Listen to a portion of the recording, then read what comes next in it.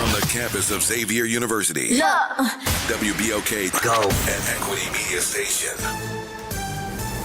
I'm Bree Wood with BIN News Now. The National Action Network convention is underway in New York City. We learned this. Spotlight is part of the strategy to make an issue happen. Oh, Rhode Island having their convention gonna have a lot of press. That's the point.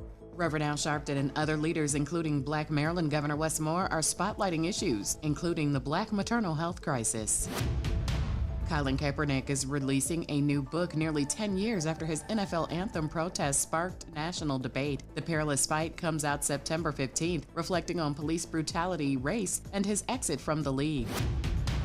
And golf legend Tiger Woods has officially been charged with DUI following a car crash in Florida last month. Police say Woods also refused testing. He's now stepping away to seek treatment and focus on his health. Get BIN News Now on demand 24/7 on the iHeartRadio app. Watch us on Facebook Live. And hear us on WBOK1230.com. Yo, turn it up. It's Gerod on the air, spitting truth in the booth. We ain't going nowhere. New Orleans City got us hard in the beat, but corruption creeping in, gotta take back the street.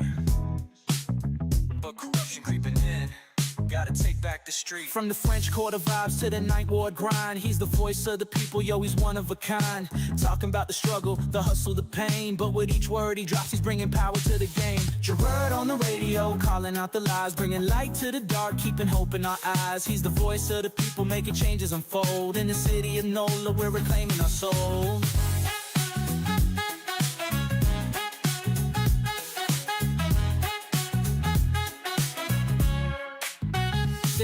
Try to silence the truth, but he's loud and clear. From the bayou to the block, everyone can hear. Got the people united, it's a movement, no doubt. With his mic in hand, he's breaking all the clout. City eat the official scheming, yeah, they playing it slick. But Gerod's on the line and he's ready to kick. For the schools and the streets, he's fighting the fight. With a heart full of passion, he's igniting the night. Gerod on the radio, calling out the lies, bringing light to the dark, keeping hope in our eyes. He's the voice of the people, making changes unfold. In the city of NOLA, we're reclaiming our soul. From the jazz in the streets to the gumbo pot, he's the pulse of the city, giving all he's got. Together we rise, united we stand. With Gerod on the radio, we're taking back our land. So tune in, y'all, let the truth resonate. With Gerod on the mic, we're rewriting our fate. In New Orleans, the power is ours to embrace. Keep it real, keep it loud, let's uplift this place.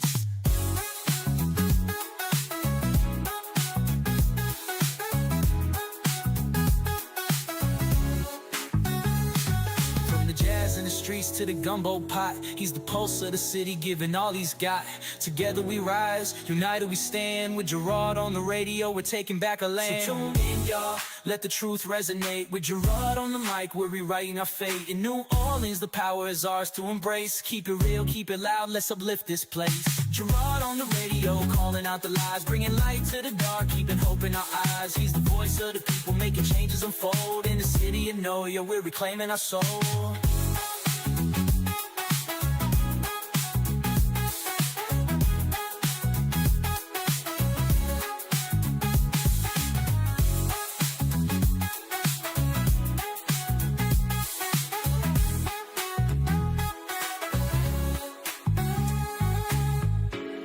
Yeah, tune in, y'all.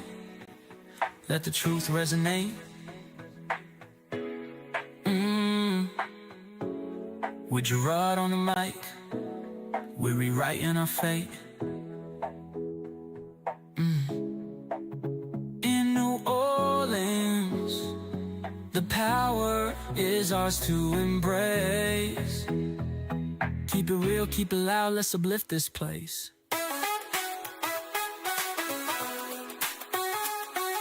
Gerod on the radio, calling out the lies, bringing light to the dark, keeping hope in our eyes. He's the voice of the people, making changes unfold. In the city of NOLA, we're reclaiming our soul.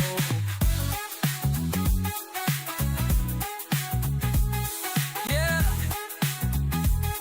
let the truth resonate. With Gerod on the mic, we're rewriting our fate. In New Orleans, the power is ours to embrace. Keep it real, keep it loud, let's uplift this place. Hey, where you going? Where you going? You doing the bus stop? Yeah. Woo. I'm tired now. I was at the bus stop. I wasn't doing the bus stop. I was at the bus stop. And the bus wouldn't stop. It wouldn't stop at all. Just kept right on going. Oh, man. What's going on with you? How y'all doing, people? Welcome to Thursday. Gerard Stevens with you. Flying solo again today, boy. You know what? Get used to it. Huh? Get used to it. Yeah, you know the baby coming. So That baby taking his good time. taking this good time, like, I don't want to come up out of here. Ain't too cold out there. It's cold. I like it up in here. So Free food, free room and board, before anybody think that, is Gerard having a baby? free transportation. No. Them days is over. Snip, snip. This is, we talking about me, Susie B. Me, Susie B. Suzette is in Texas with her daughter as she gets ready to have her first. So we just waiting upon the birth arrival of little Christian. And we wish them well, of course. So she's taking her time with her daughter, which you wouldn't expect any more from her because that's what she is, a good Mimi. There you go. All right, folks, something else, too, that we got to talk about. And I'm hoping that everybody will hear me and hear me loudly as we talk about several things. Number one, I got to bring up, and I got to thank Warren for this one because he actually introduced me to this lady. And we talked for about 45 minutes on the phone. Who are you talking about? On Monday, the case finally went to court. And they found the gentleman who was responsible for the death of Boogie B guilty. So I had the pleasure of talking to his mother. And just talking to her, you hear the love she had for her son, Boogie B, the comedian, and he died, for those of you that did not know. But many of us knew Boogie B for his comedic attitude, how he was, and the number of things that he's done in the community, plus being online and doing his hood talk. So I had the opportunity to talk to Miss Sherilyn Price. And Miss Price gave me a lot of great information about her son and told me everything that I needed to know. But I said it would be better for you to also come in and have some conversation with us, because nobody would know him better than his mama. And she said, I'd be more than happy to. So she's going to join us. And I'm expecting all of you all to be a part of the conversation. To all of our people on Facebook. I can't hear you. To all of our people on Facebook, I may have to restart the stream, because it's not transitioning so they can see you. It's not transition. I'm just hitting transition. the transition button left and right. And it's just showing WBOK. I see me. You see you? Mm. Well, it's not up in here. I see me. You won't see me? The computer don't want to see you. Well, I don't want to see you either, but still. You can see me. Okay, I hope you ain't got to start it all over again with all those folks. I'm not going to start it over again, because it's just me that I can't. Let me shut this Facebook down. And I can't hear you. Is that better? Yeah. All right. Turn it down a little bit. Just a tad bit. All right. Now what happened? I am not getting The people this computer in here. I'm not getting you. Something wrong with that computer. Y'all need to work on y'all. I'm not going to restart it, but I don't want to drop everybody that's on. What happened? I'm not going to restart it because I don't want to drop everybody that's on already. Since they can see you, good. Over here, can't see you. Let me just make sure that I know what I'm talking about because I see me. Yeah, right there. You can't hit refresh Man, and make it so fresh and so clean. I hit refresh so many times. Really? That might Yup. be what the problem is. Hold up. Now there you are. Yeah. Finally came back. And this technology, bro, I hit that. That's the one thing I don't like about technology is when it crashes on you and messes up, especially if you're DJing, Well, yeah. and all of a sudden the music stops and you got to restart the computer. Nothing like the Boy. nothing like the refresh button though. So there we go. Got calls about yesterday's show. It was interesting. I don't look at myself as one that's telling anybody anything they can't see, but you got to open up your eyes and start asking some questions. And that is, there are murders happening in this city now every day. And if you don't start looking around, you may start believing the actual crap that is being put out here by this, I would say call them the talking heads. Because the talking heads are saying that, oh, we're good. We got the lowest crime rate in the city in the years and yada, yada, yada, yada. Wrong. But my question has been and is,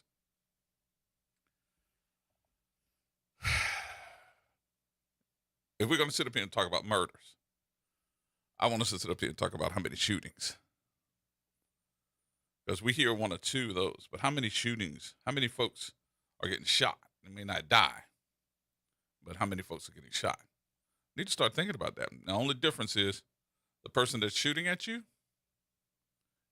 more than likely can't shoot, and so they miss,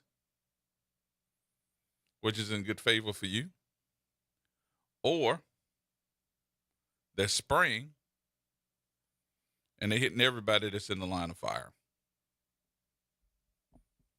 Because anybody that's going to pull a trigger and probably eject all these different rounds, and it's 60, like somebody said on the air yesterday, 60 rounds, the shells, the casings, and you got 60 casings on the ground. That's not somebody that's trying to wound you. That's somebody that's trying to kill you. And I think that we have to start understanding that and calling it what it is. Because we're in a better place now when we have, low crime rate. Y'all know it's getting ready to get hot. You know what happens when it gets hot? The number of shots and who gets killed goes up. Start acting a fool. Then we start seeing the police talking about they got to work 12-hour shifts. And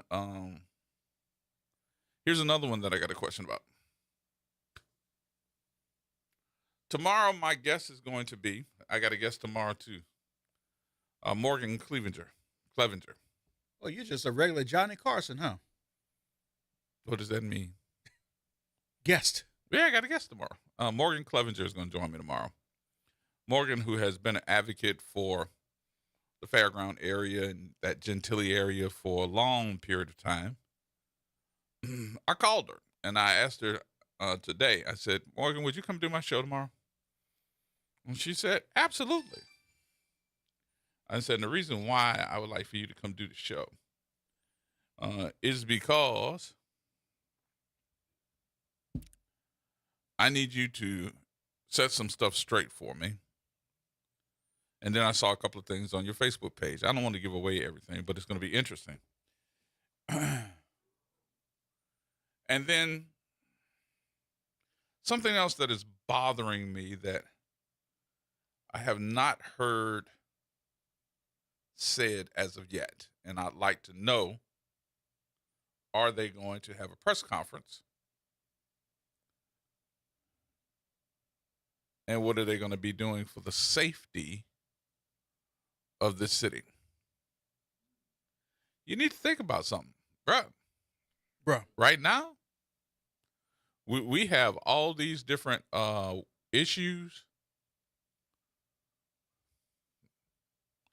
And all these different issues with terrorism, Iran, folks going on. What are they going to be doing to keep the people, the 100,000 people a day, safe that are going to these fairgrounds? Wouldn't you like to know? Yep. And then the other thing, how many folks do you see crossing the streets, hanging out near the streets, walking up the sidewalk, going into the area, and you still see that traffic driving by? It's a new day and new age. It's a new day with different weapons that they could use. I need to know what they're going to do. People done lost their minds. And then you see all these folks that are having issues at parades and everything else, everywhere else. I'd like to know. I would like to know. So, Morgan and I have a list of things that we're going to be talking about. And that's probably going to be about 4:30 tomorrow. So she's going to come in the studio. And then, of course, have a conversation about, what needs to be corrected in that area. How many folks go to Jazz Fest? 300,000?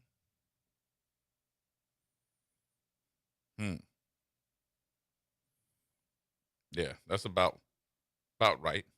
I think they say about 50,000 the first Thursday. And then after that, we at least during the weekend have 100,000 people that go on a daily basis. So you can't say that New Orleans ain't a place where a lot of people aren't going to go. These are going to be some highly volatile areas. Volatile? Volatile. And since they are, I would like to know what they're doing to keep us safe.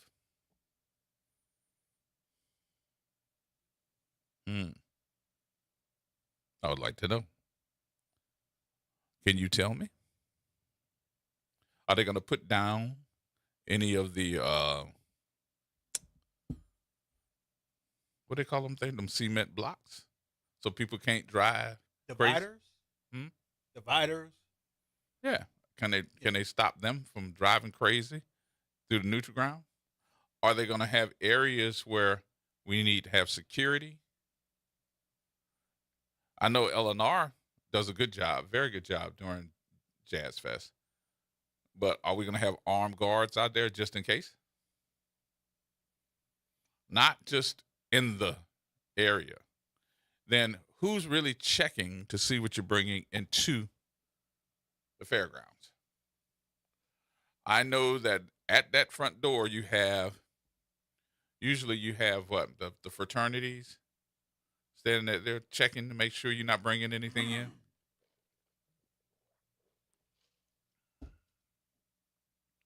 But do we need to get a little bit more serious with the times that we're living in? I'm just saying.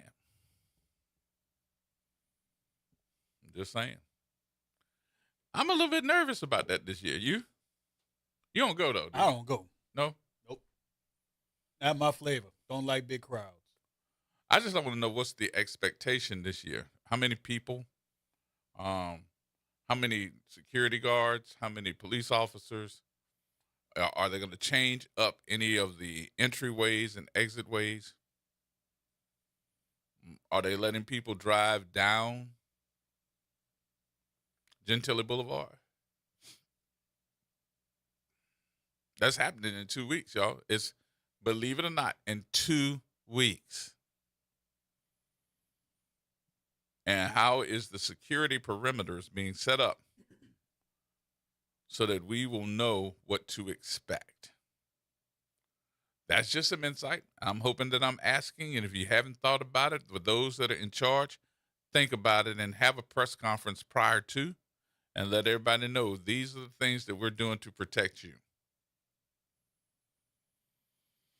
these are the things that we're going to do to make sure that everybody has a safe Jazz Fest. And then are you letting the folks at least make some money that's somewhere around there? Are you going to? Or y'all going to set ordinances?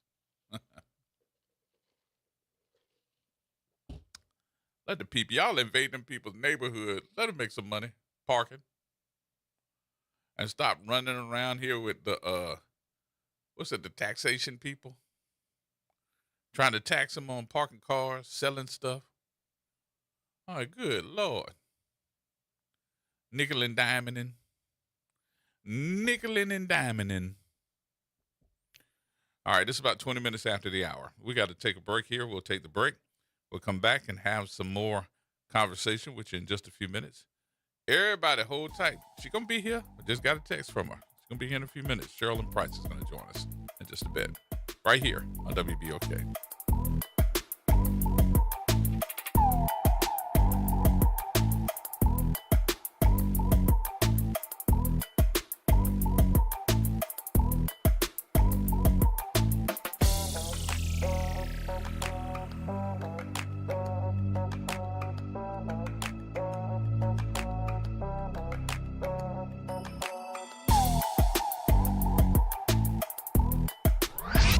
Hey, this is Steve Poston. Be sure to listen to WBOK 1230 AM every Saturday morning at 10 a.m. and Sunday evening at 5 p.m., bringing you the best Southern Soul barroom music with the Southern Soul Weekend Party Mix, hosted by me, of course. I'll be playing your favorite Southern Soul music by artists from all over the South, right here on WBOK 1230 AM or online at WBOK1230.com. The station you listen to longer. Listen to longer. Listen to longer. The National World War II Museum, located in the Warehouse District of New Orleans. The National World War II Museum tells the story of America's experience in the war that changed the world, why it was fought, how it was won, and what it means today. Visit them online at www.nationalww2museum.org for time tickets and safety information. City Park is where to go when you don't know where to go. Turn towards the city center and start walking. Before long, you'll end up where you belong, at the heart of the city, New Orleans City Park. Stroll along the reeded marsh, wander through the sculpture garden, rest and recharge beneath ancient oak trees. This is where your spirit goes to grow. It's in our nature to yearn for nature. NewOrleansCityPark.org, heart of the city. This is Andronika Morris, host of Put Housing First. Join us every Tuesday at 12 o'clock, where we will discuss how housing affects every aspect of our lives and what's necessary, what's needed to guarantee housing for all. Join us every Tuesday at 12 o'clock as we dig down deep onto the issues that affect all of us. LifeCare provides valuable whole life insurance to cover final expenses such as medical bills, burial costs, and unpaid debt. A final expense insurance policy is fast, easy, affordable life insurance that's available to anyone between the ages of 50 and 80. No medical exams, no lengthy questionnaires, and no waiting period. The application process is quick and easy. You can even apply without having to undergo a medical examination. Just answer a few questions and we'll do the rest. With the average funeral cost skyrocketing to $11,000 and Social Security only paying $255, you need simple, affordable peace of mind for you and your whole family. Don't leave behind unpaid expenses that, if left unattended, will burden your family tremendously. Benefits include a guaranteed premium that will never increase, a guaranteed cash value, and a guaranteed death benefit that can never decrease. To find out how you can get final expense insurance with a guaranteed lifetime rate lock, call LifeCare at 800-571-9955. That's 800-571-9955. 800-571-9955. Making a difference in the community. WBOK 1230 AM. Here we go. The reality check on WBOK 1230 AM. All right, folks, welcome back. Welcome back. Yes, indeed. It's easy to get lost. It's easy to get lost. She lost. I'm not going to even touch it. That was just too easy. Yeah, she lost. But she's gonna be here in a minute. She's lost. This place right here, Huh? It's not confusing. It's confusing. It's confusing. It is confusing. Well, I know what we are going to do though. While we're waiting.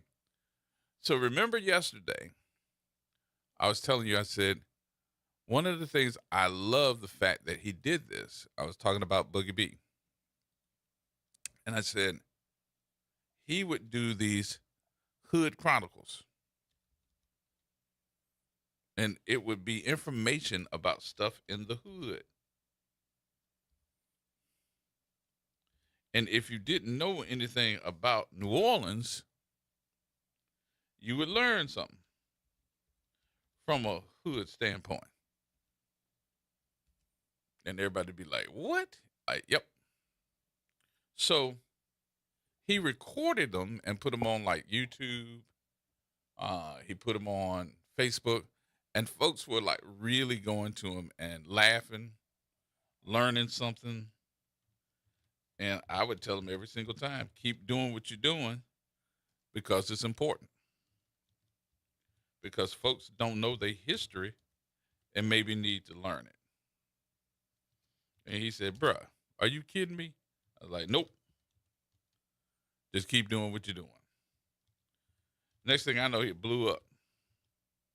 Not because of anything I said, because of what he was doing. And if he kept doing it today, I think that he would have been blown up completely where he'd be headlining somebody's tour. So when we think about who and what means something to us. Oh, wow. I'm sorry. I just saw something online that just messed me up. Hip-hop pioneer, African Bambaataa. Died. Yeah. You know how old he is? Born in 57. Huh? Born in 57. He only 57? No, he was born in 57. Yeah. He passed away today. Man.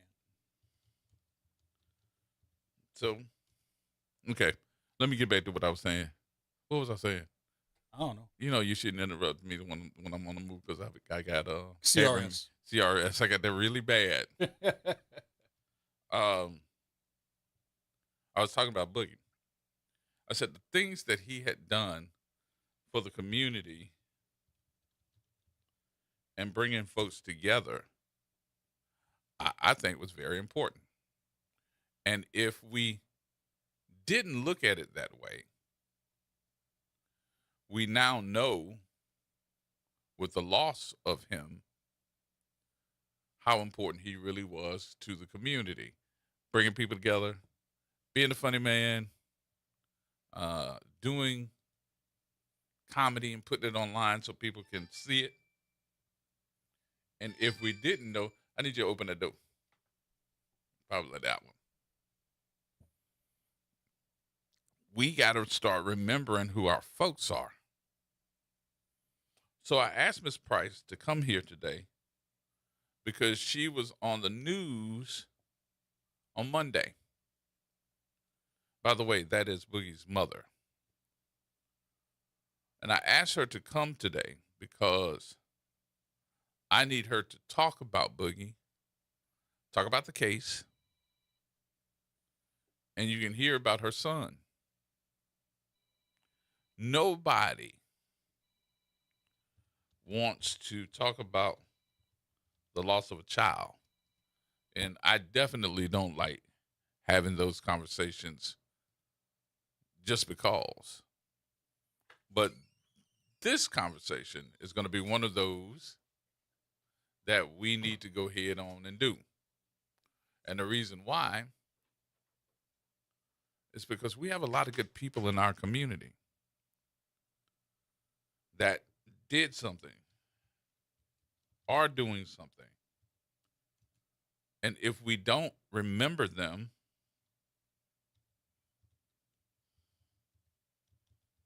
then what's the need?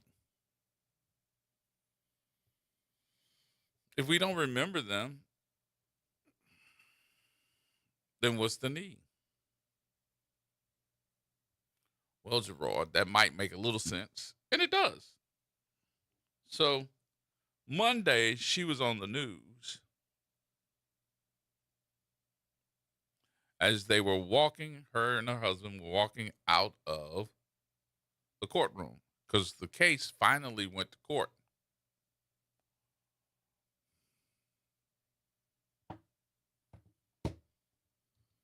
And that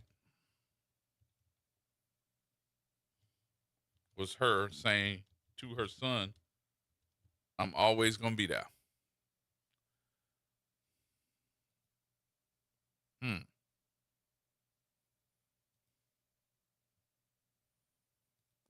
And she was every single time. Now, the question is, could that be you? So yesterday, my phone blew up, and it happens the same way every single time, after I got off the air. And after I got off the air, there were folks that were calling me, asking me, is she going to take telephone calls? I will ask her as soon as she comes back, because I think that she will. I'm talking about you. How you doing? Welcome, welcome, welcome, welcome. She just walked in the door, so we'll make sure. No, that's okay. Come on, let me get your microphone right here, so you can come on back up in here. How you doing? I'm hanging on. Hey, man, you breathing hard. You breathing hard. What you breathing hard? Oh, no, as you fan. I'm an asthmatic. No, okay, don't have nothing like up in here. Cause Well, I was in, I'll be the one up in here screaming, help! Help! No, catch your breath. Catch your breath here. We're going to get you some water, too, so you'll be all right. Wick, I just sent you something. See, can you get that one out? But I was telling people, first of all, welcome. Price. I'm sorry that it took me this long to even have you in the studio with us. I told you, I said, I saw you on the air on television. What was that, Monday or Tuesday? Probably Monday. You were coming down the court. Yeah, steps. yeah. Unfortunately, I had to meet you under these circumstances. Thank you for having me. I should have had you had you on. Things happen when they're supposed to. Yeah, but I'm one of those that was a Boogie B fan. Were you? Yes, I am. Still am. I still am. But I keep making people understand something. We can't forget our folks. No. When tragedy. This is the time where we really need to be wrapping our arms, not only just around his family, but everybody that knew him, loved him, whether you were a fan, no matter what. We can't forget our folks. And then when I saw you, I said, you got to come in and talk about your son. Thank you for the opportunity. Not just to talk about Boogie B, but to talk about your son. Because I know, probably more than anybody else would, that you got stories we ain't never seen, never heard on your son's life, the joy that he brought to everybody in this city, and the things that he accomplished. And I think that's important for us to know, because one thing that we seem to have in this city is amnesia about people when they're not around, or forgetting what they've accomplished and forgetting what they did, and then they become a past conversation. So if you would be sharing with us and give a little bit background on you too, because you was giving me some history yesterday. I was like, what? You ken the who and what? So well, I'm from around the way. You around the way, girl? I'm from around the way. How you doing, first of all? Today is a good day. It's a good day? Yeah. You have your good and bad days? Good days, bad days. There are days so paralyzing sometimes that I don't even speak. There are whole days when I don't even talk. Really? Mm-hmm. And this has been a minute since this happened. It's been over 3 years. Is it 3? Yeah. Don't say. It seemed like it happened yesterday. December 23rd was 3 years. Wow. Seems like it was just yesterday. It seems that way to me as well. Yeah. Talk about Boogie B. Boogie, Brandon. Yeah, let's talk about Mr. Brandon first, then we'll get into Boogie B. Brandon named himself Boogie. He did? Yeah, he that came from when he was dancing. He was one of Josephine Johnny's dancers. Yes, indeed. But you know what's funny? I was listening to you yesterday. I heard every word you said, and you know the rappers by name. They used to be in my house eating up my food. They used to come by? Yes. Did they perform at your house too? No, they just basically ate and made a mess. And you fed every last one of them. I didn't really have a choice. Brandon did it. If there was food in the house, then, well, first of all, that was him. If he had it, you could have it. Right. And that goes way back to when him and his brother, I came home one day and they had a homeless man sitting at my dining room table and they were feeding him.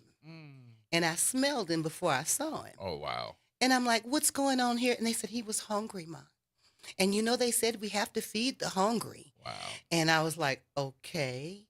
And so we fed him and we let him have a bath and we found some clean things and I took him back to the shelter or whatever.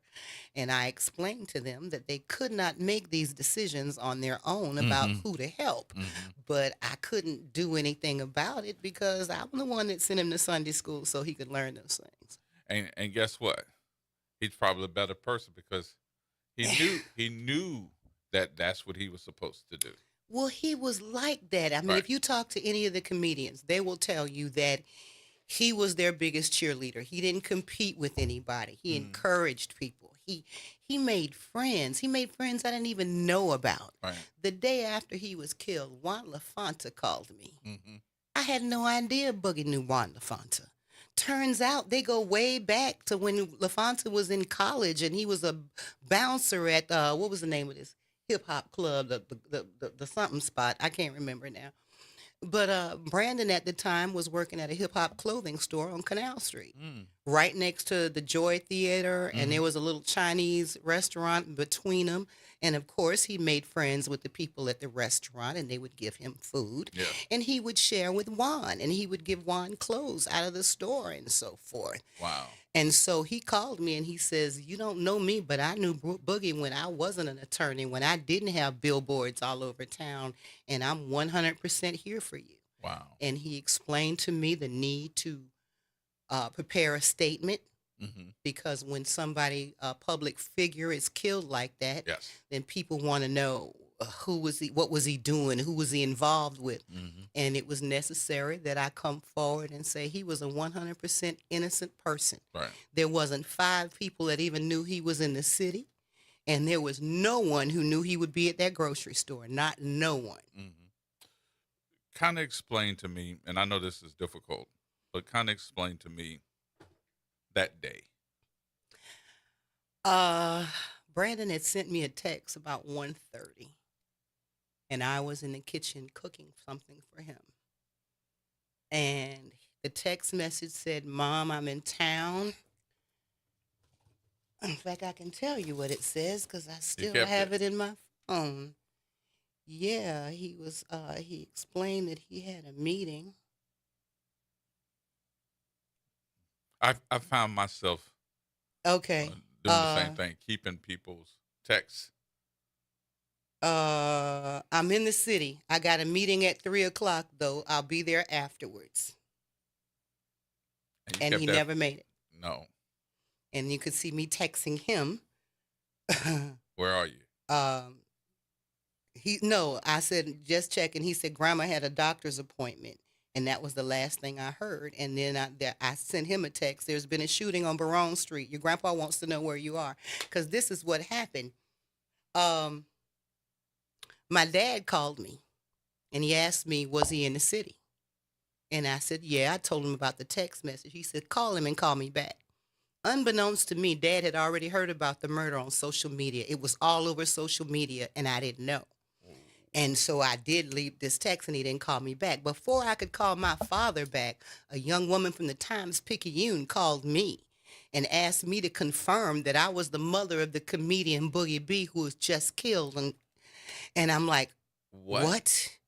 And it all went nuts. I didn't know what to do. You know, a friend of mine is a police officer, Benji Johnson. No, he loved to hear his name on TV. He's up. You usually see Benji riding on horses.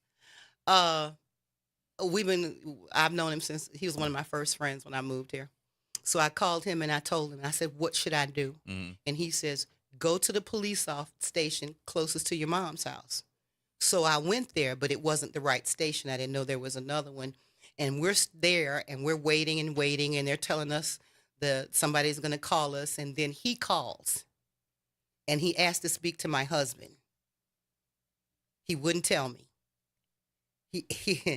By then he had known me something like 50 years. And he wouldn't tell you? He couldn't say it to me. So you knew something He was told wrong. my husband. You knew something And I was could wrong. tell by the look on my husband's face. That's when we knew that it really was true and it really had happened. And so we go back home. And by now it's about 9 o'clock, 9:30 that night. And the coroner's office called me first. Oh, no. And then the police, I didn't talk to the police officer until about 11 o'clock. And by then, when she called me, she was more concerned about telling me why it took her so long to call me. And she didn't give me a lot of details because unbeknownst to me, Juan LaFonta was already on the case and he had him shook. So when she calls me, she's apologizing for not calling me. And I still didn't get any information. I didn't know whose car he was in because I know he didn't rent a car. I didn't know anything. I didn't know, was he in the car, out the car, who was with him. I didn't know anything. And they literally did. It would be days before I would get the whole story. Why? I mean, nobody could tell you at that point in time, hey, here's what we got. These are the things that happened. Let me kind of tell you. Nobody? No. Here's what most people don't know. See, as an ordinary citizen, you assume that the system is in place, and then when something happens, then everything is going to, work itself out.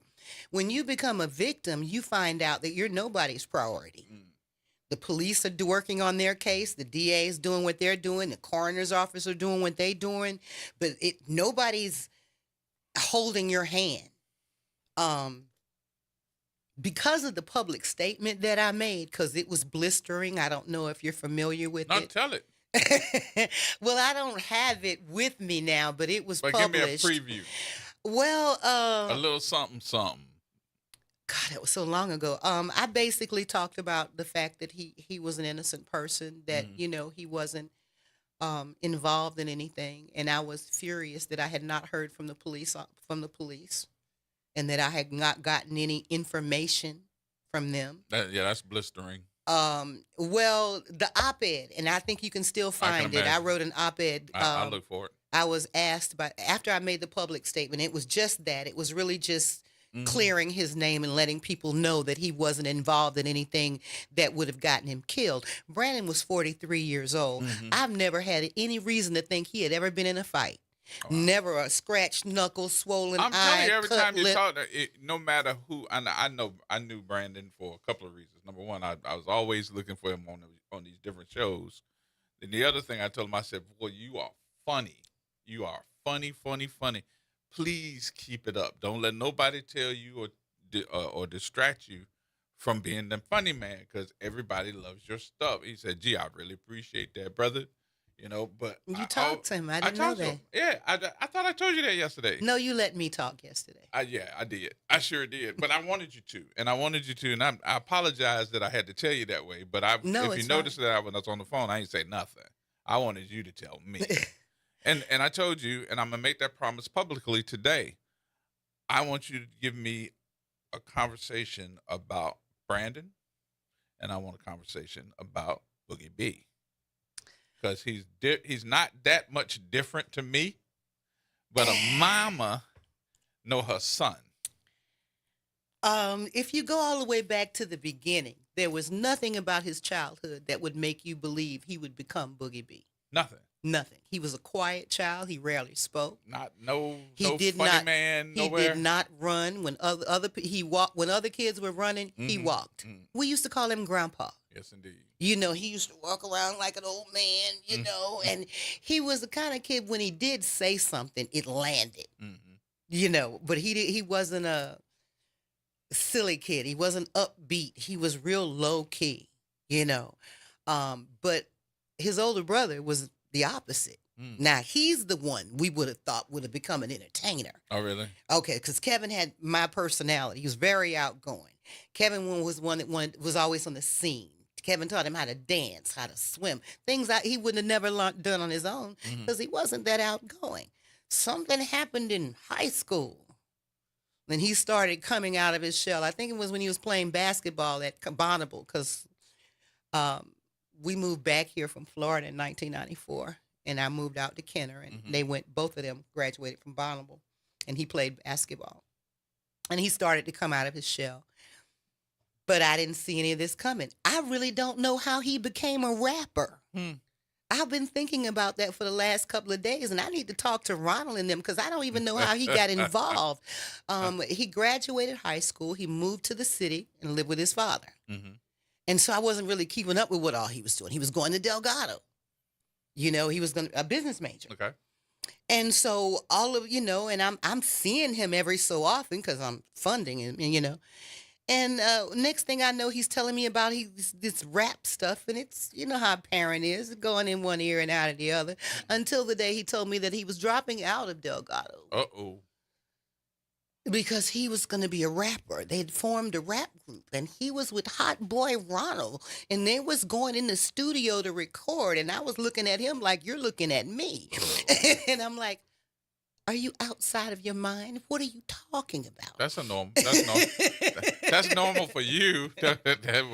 Well, understand, first of all, that I was a very strict parent. Really? I was. I raised my kids. You couldn't tell. You could not tell that you were strict. Oh. You were strict? Oh, I whooped butt. Oh, no. You were one of those that make you go outside to get your own switch. And no, I had 2 little skinny belts wrapped around my hand, and they hit you like that. No. The very first time I saw Brandon doing comedy. I was going to call your mama, but that went away real quick right then. Oh, they didn't want nobody to call me. Really? Because I was going to come. Oh, no. Okay. No. And Brandon and I had a very famous argument that we laughed about forever. He was about 16, 17, and he had a car. And I had given him some rules about the car. I didn't want you to have more than 2 people in the car at a time. Don't be riding around all Don't be riding 5 deep. Right. Don't be having the music blasting, all this and that. They looking for you. Okay. And what do I pass? I pass him with the car loaded down. No. I pulled him over like I was the police. I had a truck right there, a little Ford Ranger. And I pulled him over and I said, get to the house. Beat me there. Don't meet me there. Okay. And we're going at it. And he's in the trunk of his car. And I reached in the car and I got a tire iron. And I got nose to nose.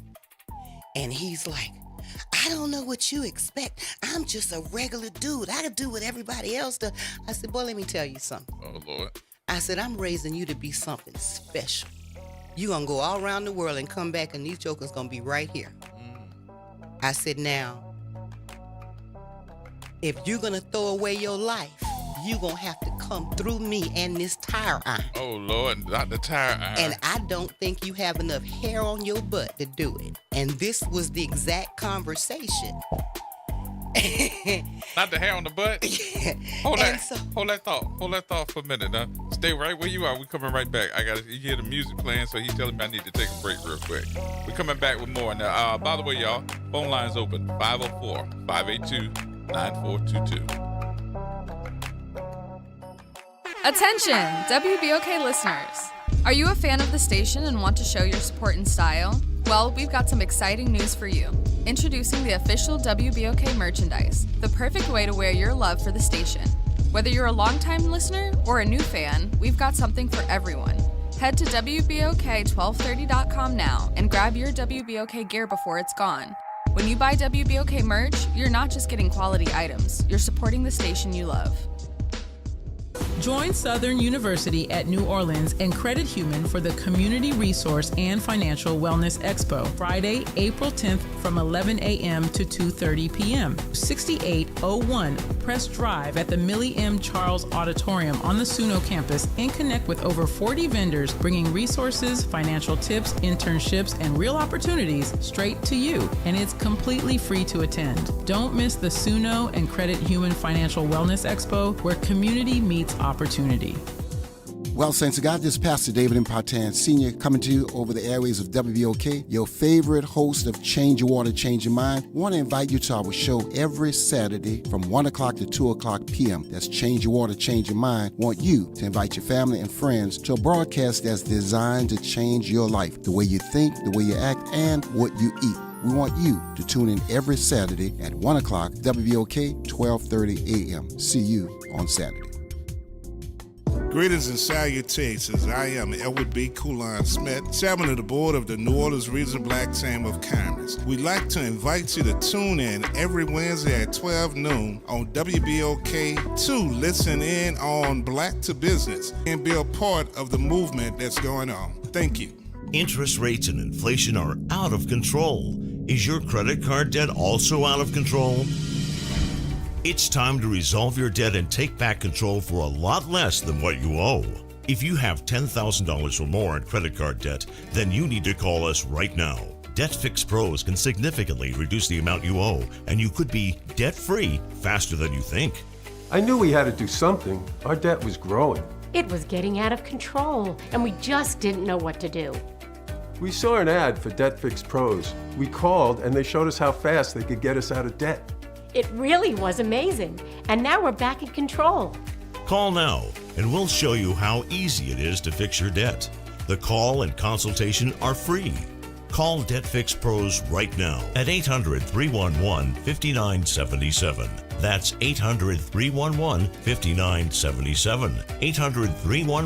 800-311-5977. Hey, Pontchartrain Park. Thanks for listening to WBOK. Here we go. The reality check on WBOK 12:30 a.m. History books. Come here, let me stretch y'all out right fast, because this Boogie B New Orleans hood history on the last part of New Orleans to get developed and redeveloped, the Lower Ninth Ward. The Lower Ninth Ward was the last part of New Orleans to get developed because it didn't have any drainage out there. So the poorest of the poor of the city lived farther away from the French Quarter, which was the Lower Ninth Ward. In 1920, they built the Industrial Canal, which pretty much made the Lower Ninth Ward surrounded by water. So every hurricane that hit New Orleans flooded the Lower Ninth Ward the worst. For Hurricane Katrina, the Industrial Canal levees broke in 2 places and flooded the entire Lower Ninth Ward. People say they heard an explosion and they was intentionally flooding the Lower Ninth Ward. And that's because the Lower Ninth Ward prior to Katrina had the highest crime rate in the city, being 256% above the national average for crime. And still today, the Lower Nine ain't what it once was. And if y'all don't come together and donate, it'll never be back like Radio Shack. Not like Radio Shack, yeah. Boogie B, yes indeed. See this picture? Look at Kim with his hand. And look at the look in his eyes. Oh, she holding on to him. She's feeling on his butt. That's her. Yeah, she was on him. Yeah, She was on him. That's about her. That's about right. That was at the rap party for boosters. In the studio having some conversation with us. For those of you that are just tuning in, we've got Miss Sherilyn Price with us. Just in case you don't know who she is, she famous. No, Yeah, I could keep saying that. no, she's not She's famous. famous. Boogie was supposed to be famous. He wasn't supposed to make me famous. But you famous too.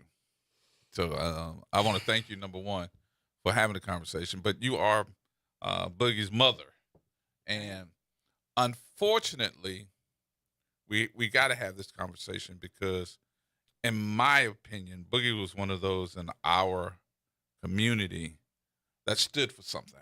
Mm-hmm. Now I see where he gets it from.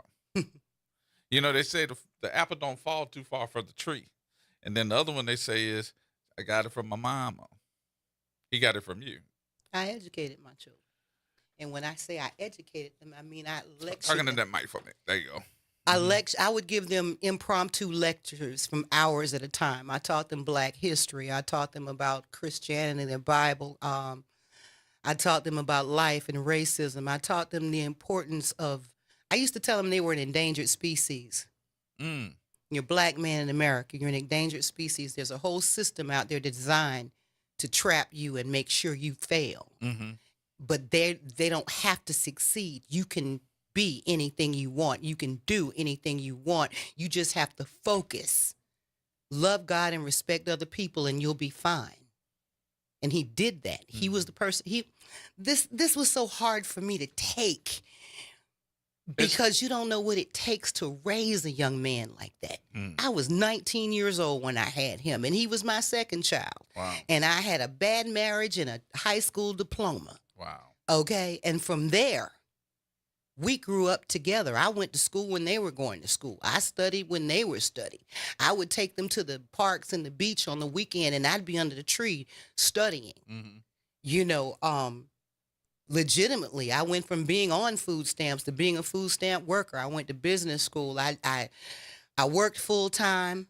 I went to school, and then I did things like coaching Kevin's little league baseball team or assistant coach, whatever, because I was athletic. You was out there and playing? he wanted to play little league baseball, and the coach, none of the boys had fathers, and nobody would help the coach with the team. Oh, wow. So I stepped up to do it. And I would hit the field running, and they would all fall in behind me and run, and I'd take the bat, throw balls and out in the field, and they'd field them. And we did this for a couple of years. They gave me a plaque. I just recently threw it away. Life. Would you say that you were lifing? Oh, yeah. But would you say it was a hard life? Would you say it was something you knew you were going to do? Was it something that was needed? Because you like that mama. I'm gonna say it this way. You like that mama that a lot of us need today. A lot of our kids need today. Direction. I was raised by old people. My mother didn't raise me. I was raised by older people. And I got in rural Florida, outside of Tampa. We were the only Black family within a 30-mile radius. A federal marshal brought me to school in 1965. I integrated a school, and I was the only Black child until the 6th grade when we got bused to the Black school. Really? Wish you could have seen the looks on their faces when I stepped off that bus with those white kids. Here I am. It wasn't. It was challenging. Really? And so, by the time I became a parent, young, I had a young marriage. So my older son, I married his father at like 17 or whatever, and obviously that didn't work out. So, but by the time Brandon came along, I had already been through a lot of things, and I was foolishly overconfident in my ability to do pretty much anything. And so when people were telling me, you're 19, you're not married, you're not going to be able to raise these kids properly, you're going to be on the system forever, yada, yada, I set out to prove them wrong. First of all, I'm a reader. I read my first novel at 10 years old, Treasure Island, and I fell in love with reading, and I read habitually. I took everything I read, everything I experienced, everything I saw, and I poured that into my kids. I gave them, we lived in low-income housing, and I had a full silverware service because I wanted them to know the soup spoon from their salad fork, from their regular spoon, from their teaspoon, okay? I wanted them to be able to go anywhere in life. Right. And I was terrified. Brandon and I had a lot of conversations in the last few years about that because at some point he had done the math and he realized how old I was when he was 7, 8 years old or whatever. And he's like, you were so young. How did you? Because they never saw me sweat. I didn't cry in front of my children. I didn't discuss my struggles with my children. I wanted them to be secure and safe and not afraid. Right. So I did I handled the fear. In front of them, I was always confident I know what I'm doing. My and grandmother was the same way. My grandmother was marveled at that. Because I didn't know that, honestly, I thought we were rich. That's what Brandon said. He didn't know we were poor. I didn't know we were poor. But I did everything that I was supposed to do as a young man because I knew that if I didn't, you would have hell to pay. Mm-hmm. And that was just the way that I said direction. If you notice, I used that word on you. Mm-hmm. It sounded like to me that you gave those young men direction. Well, yeah, and I used some radical methods. I understand. During the summer, they had to read books. Yeah. You got to take, well, yeah, we got to take another break here. We're going to take this break. We're going to come back. Stick right there because we're going to come right back here because if you notice, I'm talking about you right now. I know. I know. More coming up, y'all. Everybody hold tight.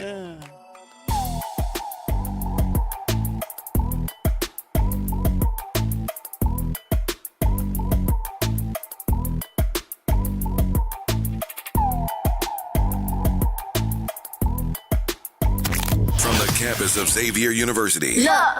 WBOK Go and Equity Media Station. I'm Bree Wood with BIN News Now. Florida Governor Ron DeSantis has signed a new law targeting what supporters call Sharia law, allowing the state to label terrorist groups. They want to take their worldview and impose that in other lands. Critics are challenging the move in federal court as DeSantis says legal challenges are expected. Pennsylvania Governor Josh Shapiro is set to speak at Reverend Al Sharpton's National Action Network convention in New York City. The high-profile civil rights gathering is often seen as a testing ground for future presidential hopefuls seeking support from Black voters. This year's guest list also includes former Vice President Kamala Harris. And actress Zendaya Coleman is hinting that HBO's hit series Euphoria may be coming to an end. While HBO has not confirmed, Zendaya says season 3 is likely the last, telling fans that closure is coming. Get BIN News Now on demand 24/7 on the iHeartRadio app.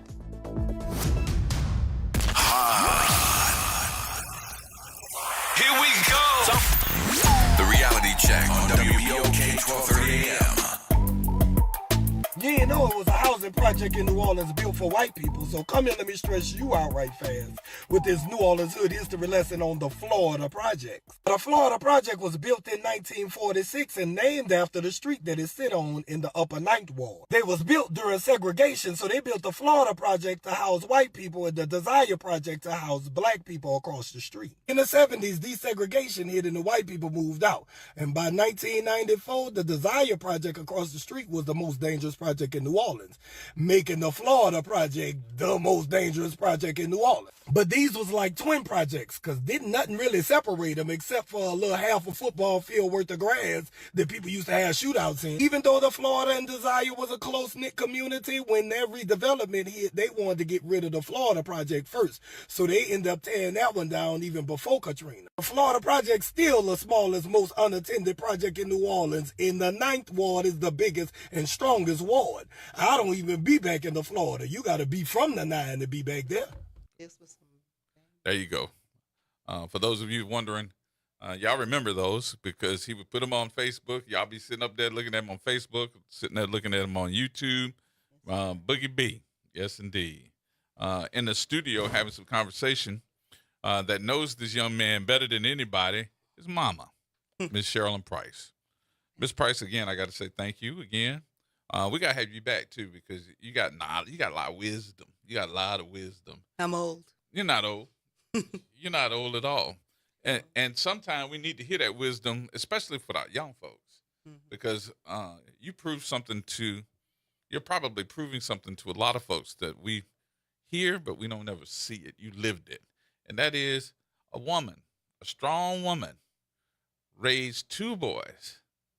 And it looked like you did and took the realm, and you did it a lot by yourself. Some of that was intentional, actually. Really? Yeah, they were not abandoned by their fathers. I abandoned their fathers. I left here in 1982 for a number of reasons. First of all, my daughter had just died. I had a daughter. Her name was Lindsay, and she died August the 12th, 1982. She was less than 3 months old. Oh, no. She died of sudden infant death syndrome. Her father and I were right there with her. She didn't make a sound. She just went. I am so sorry. And so that was, as you can imagine, cataclysmic. Right. And the world was... Because nobody knew what SIDS was at that time. No. No, and we were freaked out, and the ground wasn't stable under my feet, and so I went back home because that's where I'm from, Florida, and I went back home because I could already see that marriage wasn't going to hold. You saw it already? Oh yeah, because he came apart. Oh, he because came of apart. that. Well, that was that was the beginning, but And trust me, I'm not trying to get into your business. yeah, but that was like the precursor. Okay. That was his first breakdown. He would go on to have others, but by then, see, when you live my life, you learn. I learned to spot red flags early. Okay, A lot of folks need to learn how to spot red and flags I saw early. that this wasn't sustainable, and so I went back home. I think I might have lost my train of thought. That happens. No, Yeah. you said you went back home because the breakdown. Oh yeah, okay. So here's the thing. Oh, also, Brandon's father was being really intrusive. He was causing problems. Okay, and so between all of these things that was going on, I'm like, okay, I'm gonna go back home because I need to get on home turf because I already knew, that the marriage wasn't going to hold. But when it comes to the fathers, I didn't want any interference. I had a vision for how I wanted to raise my boys. And I didn't want, even that young, I had a vision for how I wanted to raise them. And I didn't want any interference. Really? Really. From the men? From the men. I saw severe flaws in both of them. I didn't consider either one of them to be appropriate role models. Really? Really. I got involved with them because I was young and naive and I didn't know any better. But by the time I had Brandon, I was I was a little bit more knowledgeable. And in the aftermath of Lindsay's death, I'm at a crossroads. I really got to figure out where my life is going to go from here. And that's when I began to process I began to plan my exit strategy, basically.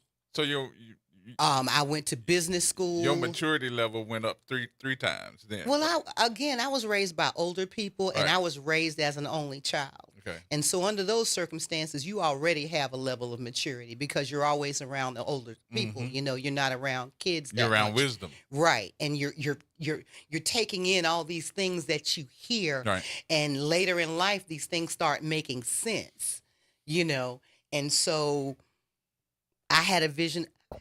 I wanted to raise men that I would like and respect, even if they weren't my sons. That's tall. That's not even a minuscule task. That's a tall task. Because a woman, this is don't reach across the table now because I know how to run.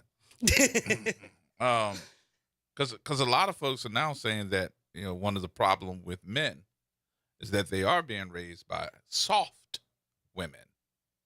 And they don't make them do chores, that they're not being men to women, politeness, respect. Would you agree with that? No. Or you don't agree with that? No, and I'll tell you why. I saw you sit back over there.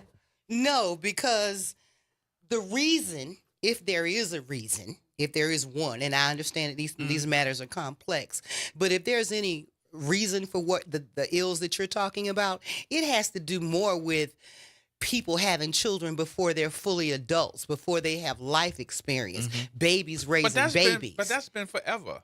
Even if you go back to the old people. But see, here's the thing. The sexual revolution happened. What do I mean by that? I mean by the 70s, all the mediums became more sexualized and the old moral way went by the wayside. But we still sexualize. My generation, and I always take credit for it, my generation is responsible for the moral decline. Because we said, what's wrong with shacking up? We in love with each other. It was a song by Barbara Mason. Right. Okay. We invented baby mamas and baby daddies. There was no such thing. Okay. We made what used to be ashamed socially acceptable. So if you go back. Okay, and so you go the back morals to that died. old, So the grandmas are 40 years old. Right. I became a grandma before I was 40. Right. Because Boogie could never figure out what babies were made. Wow. He had 4. Impossible. Okay, from 4 women. Impossible.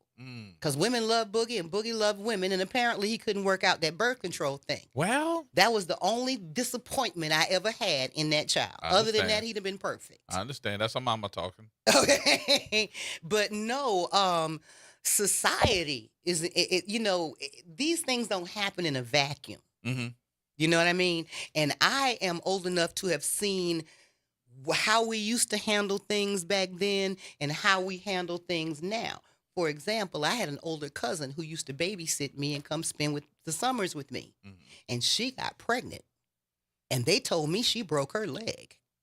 And So they didn't wouldn't let me explain to see you her. what's going on. They didn't. When I saw her Right. again, she was married and had the baby and in a house. Right.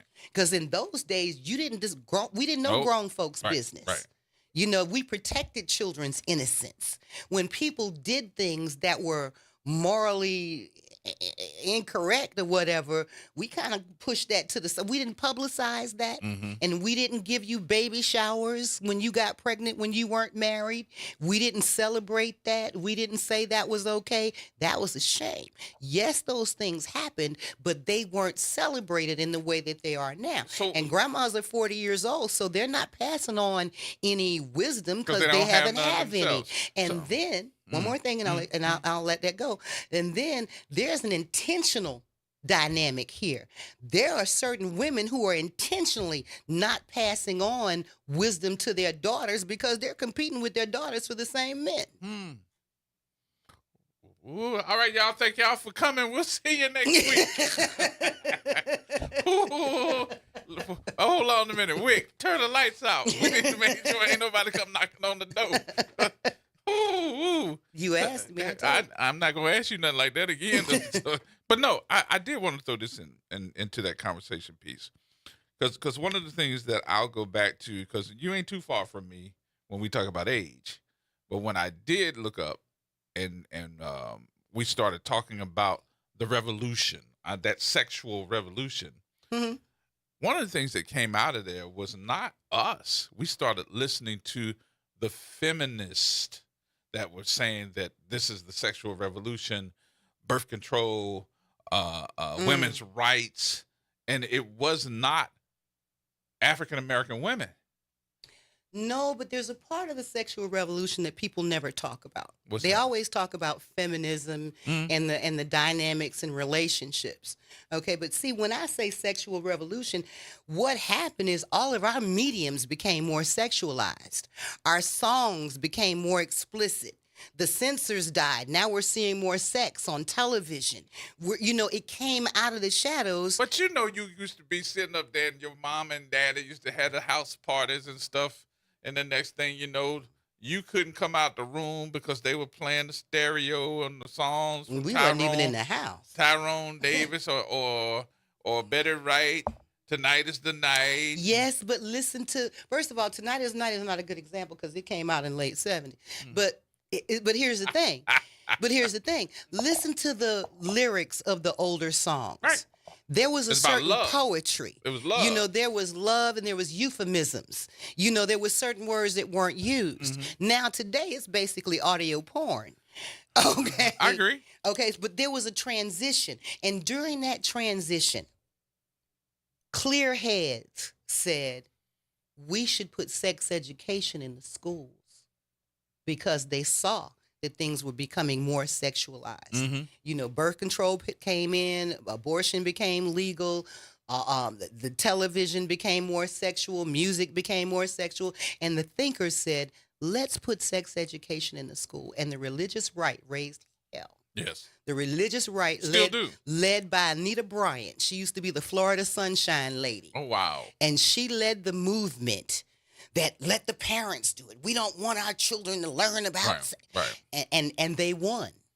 And then you had this is the result. Baby mamas and baby daddies are the result of that. And then you also had the I would say then you also had the and I know I'm gonna have to turn the lights out and lock the door after I say this. You had the evangelical folks. Yeah, that's what I'm talking about, the religious right. That would say this should not be. But I can remember, and you're going to agree with me on this one, that it was usually the evangelical's daughter, granddaughter, whoever it was the one that got into some type of sexual problems.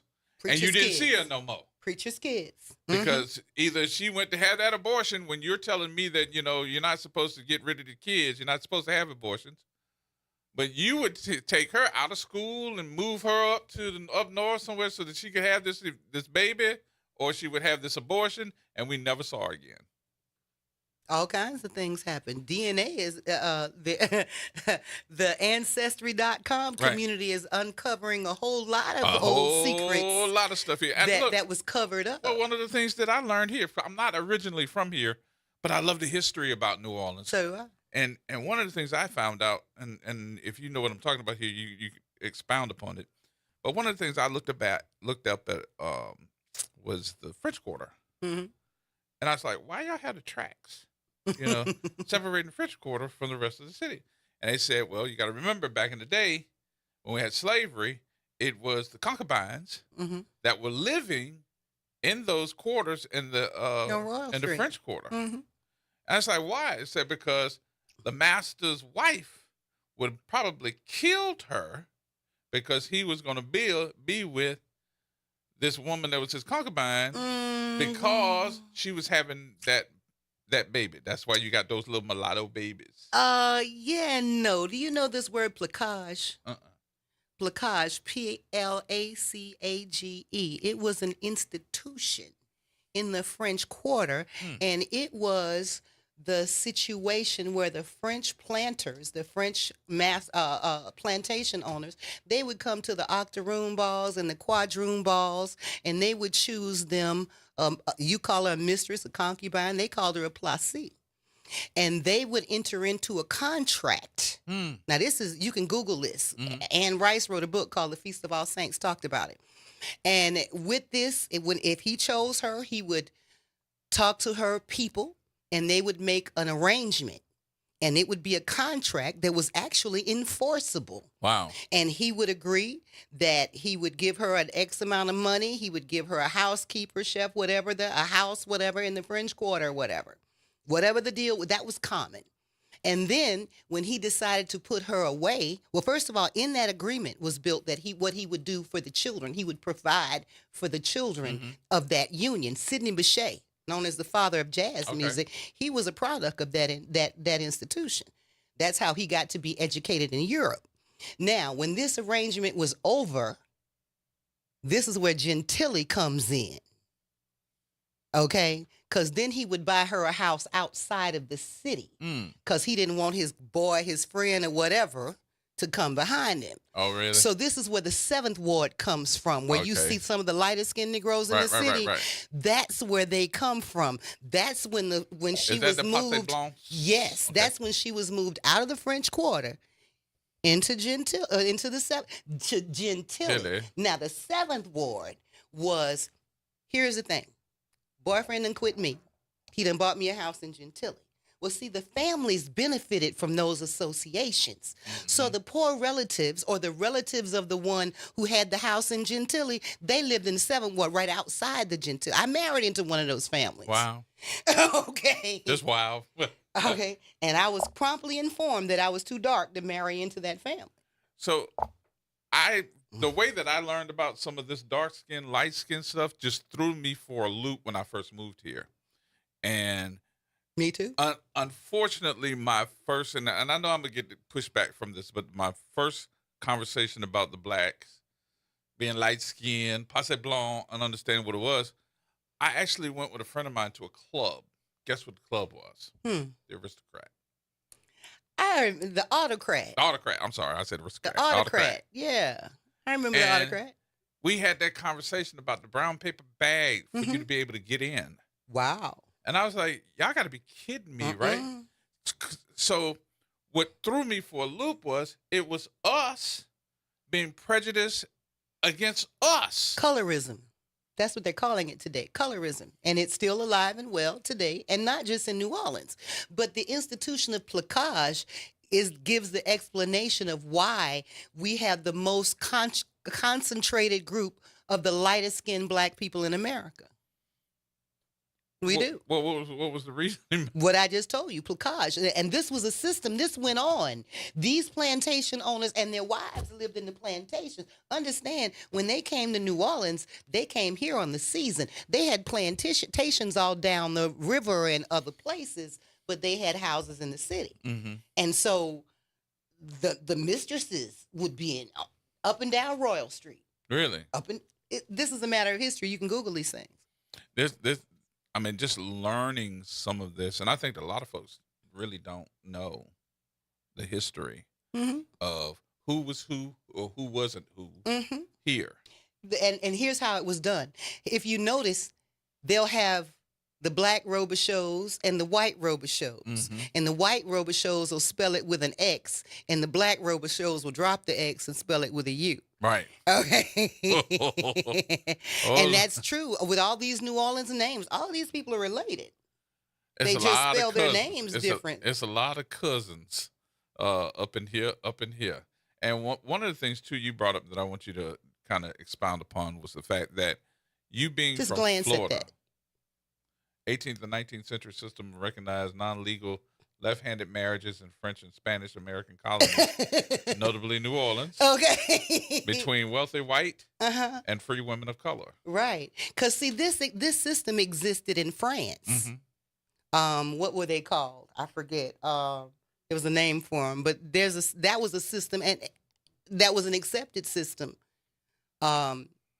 You can go back and see an old movie called Gigi, and you'll see it with You had many experiences though when you said something too. I'm gonna go back a little bit in our first conversation when you said I was one of those kids that were escorted to school. Yeah, it was just by U.S. Marshal. Yeah, because my biological mother, that's how I came to live in New Orleans. My biological mother moved here in the late 60s. But you know that happened with Tessie and Miss Tate. And that same thing here along with Ruby Bridges. Right. But there was no fanfare. This was not a big deal. There was no media. There was no crowds. There was no outcry. It was quietly done. How were you treated? About like you'd expect. Really? Oh, yeah. Oh, yeah. The teachers, they were mean teachers. They were mean kids. I was called the N-word on a regular basis. I'd have to fight. If I fight, I'd be the one that's sent to the principal's office. But were you ever treated like, you were that first young lady that kind of desegregated the schools in Florida? Well, I won't say the schools, but Pinecrest Elementary, certainly. So does that make you in the history books? I doubt it. What? I never called attention to it, and them folks don't dig around and look for those of us to honor. We have to do that ourselves. And that was just really, I never really wanted the attention, to be quite honest. Why? Because I don't see it as being significant, really. You see me looking at you? I know. And I feel it's funny saying it the way you're looking at me. But I told you I was never a person to seek the limelight. Miss Price? And Miss Price. Yes. We need to make that known. Really? Yes, ma'am. Well, there's in fact. Did you like the way I said it? I said it with a whole lot of respect. I have a witness. Okay. My first friend, his name was Wade Brantley, and we know each other to this day. We found each other in New Orleans. It's the craziest thing. We met in the 2nd grade, and he was a little boy that looked like Charlie Brown. You know what I mean? He looked just like the head and all of that. Yes, indeed. And we were like misfits, and we were friends. And he would sit with me in the lunchroom. He didn't care about what anybody said about it or any of that. And when we got bused to the black school, when I stepped off the bus, I had my hand behind my back because Wade was holding my hand. Oh. Let me see. Was it right before Ida? Might have been before Hurricane Ida. I had been looking for Wade. I was driving Uber here in New Orleans, and I had a passenger with the same last name, Brantley.